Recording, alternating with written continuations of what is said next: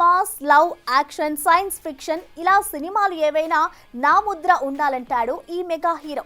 అయితే గత 3 సినిమాలు ముచ్చటగా డిజాస్టర్ అవడంతో ఈసారి ట్రాక్ మార్చి కామెడీకి షిఫ్ట్ అయిపోయాడు.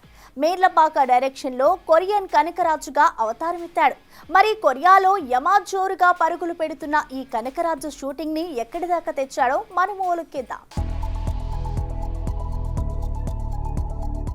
వరుణ్ తేజ్ మెగా కాంపౌండ్ నుండి వచ్చిన ఈ కుర్ర హీరోకి కాలం గత కొంతకాలంగా అస్సలు కలిసి రావడం లేదు. గాంధీవదారి అర్జున, ఆపరేషన్ వ్యాలంటైన్, మట్కా అంటూ చేసిన సినిమాలు చేసినట్టే పోయాయి. దీంతో ఇలా కాదంటూ కాస్త ట్రాక్ మార్చి పట్టాలెక్కించిన సినిమానే కొరియన్ కనకరాజు. వెంకటాద్రి ఎక్స్ప్రెస్ రాజా వంటి సినిమాలు తీసిన మేర్లపాక దీనికి దర్శకత్వం వహిస్తున్న విషయం తెలిసిందే. ఇక ఇప్పటికే హైదరాబాద్, అనంతపురంలో షెడ్యూల్స్ ని చుట్టేసిన కనకరాజు గత కొన్ని రోజులుగా కొరియాలో సందడి చేస్తున్నాడు.